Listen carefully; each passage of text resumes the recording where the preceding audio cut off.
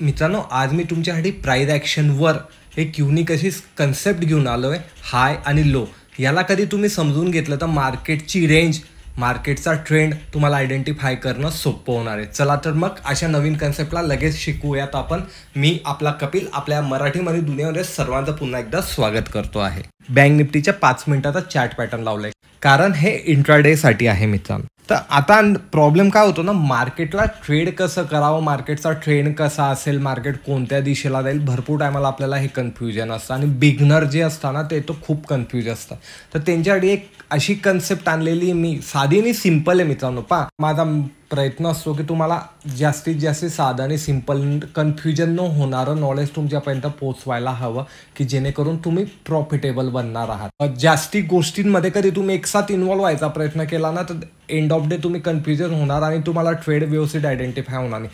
तर जितकं साधं आणि सिम्पल आपण आपले ट्रेडिंग स्टाईलला ठेवणार तितकं तुम्हाला उपयोगाचं. जे आपल्याबरोबर जुळलेले आहेत त्यांना माहिती आहे आपण शॉर्टच्या माध्यमातून, टेलिग्राम चॅनलच्या माध्यमातून लेव्हलच प्रोव्हाइड करतो, प्राइस ॲक्शनच प्रोव्हाइड करतो. आणि त्या किती ॲक्युरेट काम करतात ते तुम्ही पाहिलेलं आहात. मी जास्त इंडिकेटरचा सुद्धा वापर करत नाही. भरपूर टायमाला कन्फ्युजन झालं, थोडंसं समजलं नाही ट्रेंड नेमका काय आहे किंवा काय होतंय, त्याच टायमाला मी यूज करतो. नाही तर माझं basic trading setup only on price ॲक्शनवरच असतो. तर त्याच कन्सेप्ट मी तुम्हाला शिकवायचा प्रयत्न करतो. आणि अशीच कधी कन्सेप्ट तुम्हाला आवडत असेल ना मित्रांनो तर व्हिडिओला लाईक करा की जेणेकरून आहे ना मलाही समजेल की तुम्हाला अशा प्रकारचं नॉलेज हे तुम्हाला आवडतं. तर मी त्याच रिगार्डिंग व्हिडिओसुद्धा खूप बनवेल. तर आता आपली कन्सेप्ट काय मित्रांनो, हाय आणि लो. याच्यासाठी आपल्याला प्रिव्हियस दिवस पाहायचा. मी मुद्दामून लाईव्ह मार्केटमध्ये रेकॉर्ड करतो, त्याच्या मागचा एकच मोठा हेतू असतो की तुम्हाला ते दाखवता येईल. पहा, मार्केट झाल्यानंतर तर वॉट एव्हर ते तर रेंज आयडेंटिफाय करून तुम्हाला सांगू शकतात, पण चालू मार्केटमध्येच दाखवणं हे वेगळी गोष्ट असते मित्रांनो. म्हणून आज इथे 22 तारीख आहे की 22 तारखेला मार्केट गॅपडाऊन ओपन झाला आणि वरच्या साईडला रिकवर झालं. मग आता गॅपडाऊन ओपन झालं तर खाली कितपर्यंत आलं आणि वर कुठपर्यंत गेलं, याच्यासाठी आपल्याला प्रिव्हियस दिवसाचा हाय आणि लो आयडेंटिफाय करायचा. तो मी तुम्हाला एकदम साध्या आणि सिंपल पद्धतीने दाखवतो की 21 तारखेचा हाय आपल्याला इथे दिसतोय मित्रांनो, ही शूटिंग स्टार कॅन्डल आहे, इथे मी मार्क केलं. आणि 20 तारखेचाच मला लो हा आयडेंटिफाय करायचा, मी इथे मार्क. तर मार्केट कुठे ओपन होतंय मित्रांनो, 22 तारखेला तुम्ही कधी पाहिलं, ही रेड कॅन्डल बनलेली आहे, खाली आलं मार्केट आणि एक्झॅक्टली प्रिव्हियस दिवसाचा जो लो होता तिथूनच बाउन्स बॅक करून वरती गेला. याला आपण ट्रेड कशा पद्धतीने करू शकतो,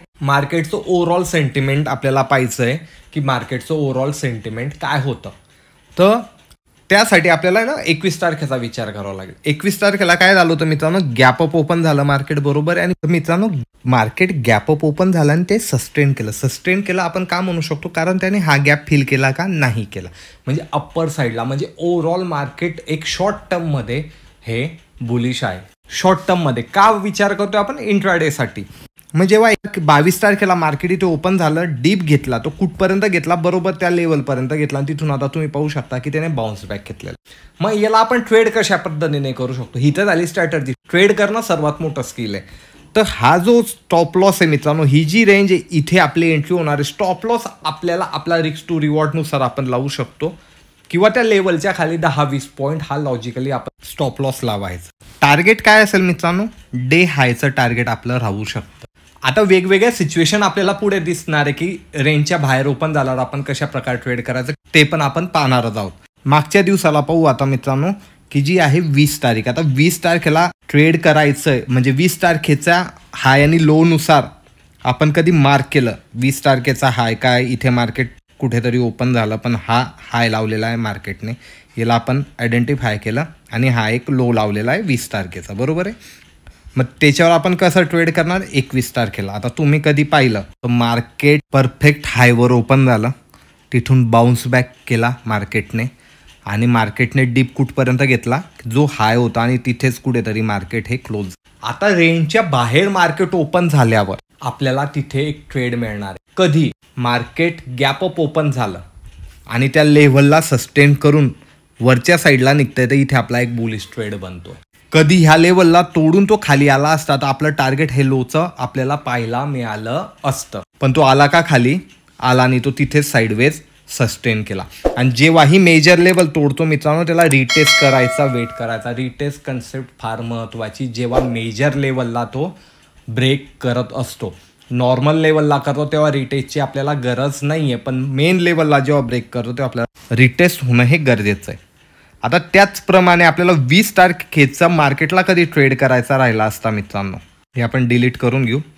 आता आपल्याला 20 तारखेच्या मार्केटला ट्रेड करायचा असता तर आपल्याला काय पाहायचं आहे, 19 तारखेचा हाय आणि लो आयडेंटिफाय करायचा आहे. जसं आता 19 तारखेचं हे आहे, इथे मी हाय इथे दिसतो आणि लो हा आपल्याला इथे पाहायला मिळतो मित्रांनो, बरोबर. साधं आणि सिम्पल आहे, काहीच कन्फ्युजन नाही आहे. मार्केट टोटली साईडवेज होतं 19 तारखेला आणि तुम्ही इथे पाहू शकतात की त्याने लो ब्रेक केला, मार्केट खालच्या दिशेला आला. आता इथे आपण रिटेस्टचा वेट का करणार, ह्या लहान लहान गोष्टी मित्रांनो यालाच म्हणतात प्राइस ॲक्शन. कारण आपण म्हणतो अरे मी तर बरोबर केलं, का इथे हे काम केलं नाही, तर इथे रिटेस्टचा का विचार करू शकत नाही आपण, कारण रेंजच लहान आहे मित्रांनो, फुल टोटली साईडवेज आहे, एकदम लहान रेंजमध्ये. मग जेव्हाही ब्रेक झालं ना तर इथे ज्यांचे स्टॉप लॉस होते ना बुलिश साईडचे ते सगळे ट्रिगर झाले, म्हणून आपल्याला मार्केट खाली येताना दिसलं. मग जेव्हा लहान रेंज ब्रेक होते ना तेव्हा तुम्ही इमिजिएटली ट्रेड घेऊ शकता, कारण तुमचा स्टॉप लॉस पण लहान राहणार आहे. मार्केटने पुलबॅक घेतलं मित्रांनो आणि पुलबॅक घेऊन कुठपर्यंत गेलं, तो ज्या दिवसाचा हाय होता तिथेच केलं, तिथून परत ते लो जवळ आला आणि तिथेच कुठेतरी क्लोज झालं. म्हणजे तुम्ही लेवल पाहू शकता, प्रिव्हियस दिवसावरनं लेवल काढली मी, काहीच जास्त लेवल काढल्या नाही, फक्त 2 लाईन इथे आयडेंटिफाय केलेल्या आहे आणि त्याच्यावरनं मी ट्रेड आयडेंटिफाय केलेला आहे. आता मित्रांनो 19 तारखेच्या मार्केटला ट्रेड करण्यासाठी आपल्याला 18 तारखेचं मार्केट पाहायचं आहे, त्याचा हाय आणि लो आपल्याला मार्क करायचा आहे. आता 18 तारखेचं मार्केट इथे कुठेतरी ओपन झालं, लो तर आपल्याला सापडला, लोला मी मार्क केलं, हाय आम्हाला इथे मिळतोय त्याला पण मी इथे मार्क केलं, बरोबर आहे. मार्केट कुठे ओपन झालं, मार्केटमध्येच ओपन झालं. मग मध्येच ओपन झाल्यावर कोणताही ट्रेड आपल्याला इथे पाहायला मिळतोय. कधी मार्केट इथून वर गेलं असतं, याला ब्रेक करून रिटेस्ट केलं असतं तर आपला ट्रेड इथे बनला असता. मार्केट इथे वर गेलं असतं, इथून रिजेक्शन घेतलं असतं तर इथे पण आपला एक ट्रेड बनला असता.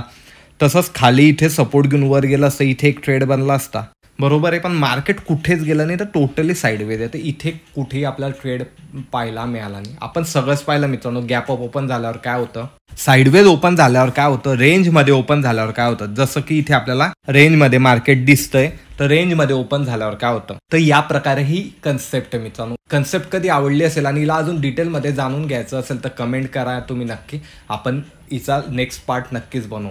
व्हिडिओ कधी आवडला असेल मित्रांनो लाईक शेअर करा आणि अशाच प्रकारचे युनिक नॉलेजसाठी मराठी मनी चॅनलला सबस्क्राईब देखील करा.